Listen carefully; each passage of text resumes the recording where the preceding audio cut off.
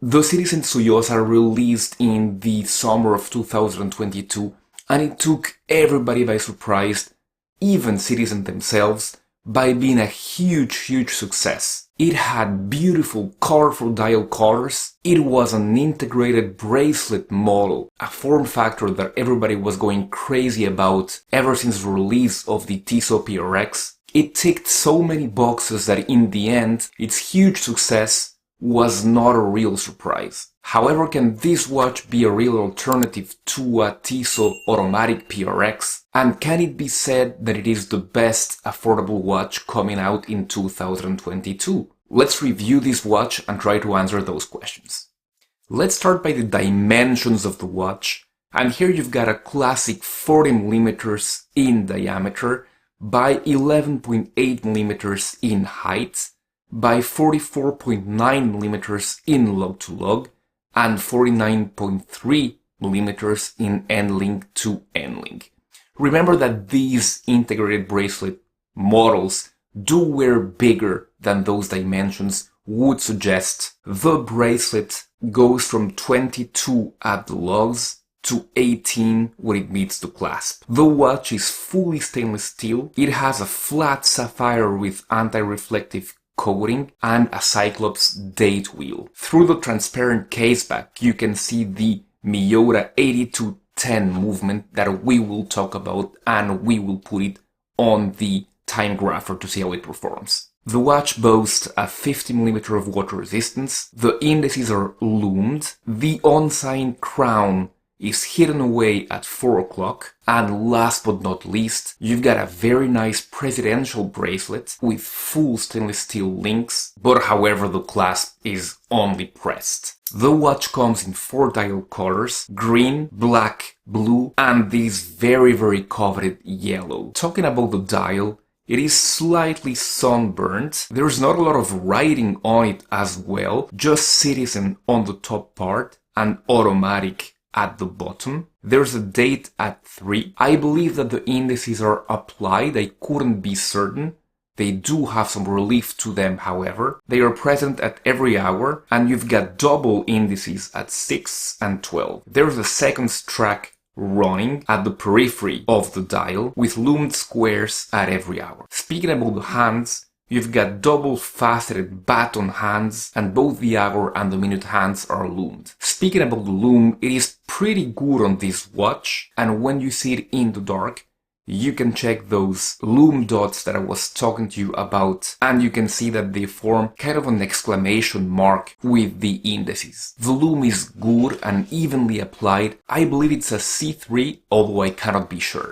The case is all solid stainless steel. The finish is excellent for this kind of price. It is a mix of polished and brushed surfaces. You've got a polished bezel, you've got polished sides, you've got chamfers running along the sides of the watch. They're polished as well. And on the bracelet, you've got polished middle links. The brushed surfaces of this watch are the front of it, the outer links, and the clasp shell. The bracelet links are solid and they're secured together by pins. The clasp is pressed with 3 levels of micro adjustment. When you flip the watch, you can see the Miyota 8210 movement beating around at 3 Hz or 6 ticks per second. Miyota is owned by Citizen, so it is actually an in-house movement. The movement is hand-winding, and it's also hacking, a feature that was not present with previous generations of the Series 8. You've got 40 hours of power reserve, the movement is painted in this golden color, and it's even a bit decorated. Well, this Miyota 8210 performing so-so on the dial up position. As you can see, yeah, plus 13, plus 16. That is not great. It is not catastrophic, but it's not great either. The other measures, the amplitude and the bit error, are better. Let's see how it performs on another position. The 3-up position is a bit better, actually quite a lot better. Dial down, it goes up again. And finally, 9-up is even a bit higher. So not a great performance by these 8210, but it's not catastrophic either. As I said, you should be in around, I don't know, plus 12, plus 13 a day. Some of the questions we asked in the intro. Is this watch better than a PRX? Well, on paper, no, it isn't. It cannot compete. It is a little bit thicker than the PRX, actually half a millimeter thicker. You only have a pressed clasp. The dial is pretty plain when compared to the tapisserie dial of the automatic PRX. And the main gripe that I have with this watch is that it only has 50 meters water resistance. Being the sports watch that it is, and also having the thickness that it has, Citizen could really have upped the water resistance to 100 meters, which is the water resistance of the PRX, of course. However, there is a big but to all that. This watch is half the price, less than half the price of the PRX. It is beautifully constructed, on par with the PRX, and it is very, very desirable. This yellow version more than any other. We could even say that with that hidden crown and that presidential bracelet, the aesthetic is somehow different than that of a PRX. The big question is, could you opt for one of these instead of a PRX? Well, that would depend on you, of course. Me, I intend to keep this one, where I sent back the PRX, because this one has a bit more of that unknown factor. I don't know what it is. The PRX is undeniably the better watch. And in case you're doubting between both of these, I really suggest you go ahead and check them in a store and see which one fits you better. In terms of fit, I believe they're a bit the same. The PRX being a little bit thinner makes it a little bit more wearable on mid-sized wrists, but really not by much. And what about this being the best budget watch of 2022? Well, it has some stiff competition in there, in the form of the Seiko 5 GMT, and in the form of the Orient Bambino 38mm. Well, let's get the easiest out of the way first. The Orient Bambino was not a revolution, it was just a watch that was sized the way it should always have been. So even though it was a very nice watch, I'm gonna take it out of the race, because it was not as much a surprise as this one was. The Seiko 5 GMT was an excellent watch, or rather an excellent concept.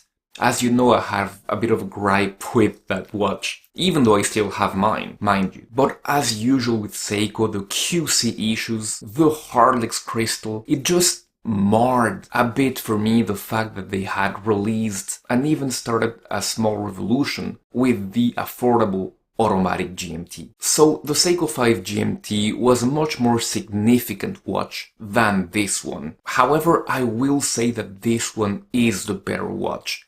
Better constructed, sapphire crystal. Of course, it is not a GMT, but if that is not what you're looking for, trust me, in terms of quality, this is the better watch. The main gripe with this watch, it is not on its faults. It does have some issues with that pressed clasp. The main issue with this watch would be its availability. I had to wait 4 months for mine to arrive, and I was among the lucky ones. I don't know in which region of the world you live, maybe it's different where you live, but in France, we still cannot get one, at least one of these yellow ones, for a few months, and even some stores are saying that you still have to wait some months to get the other versions. So that is still gonna be an issue with this watch, and I really hope that Citizen, being the huge company that it is, could up its game with the production of this watch. Maybe they're pulling a Rolex on us and holding back production just to make this watch more desirable.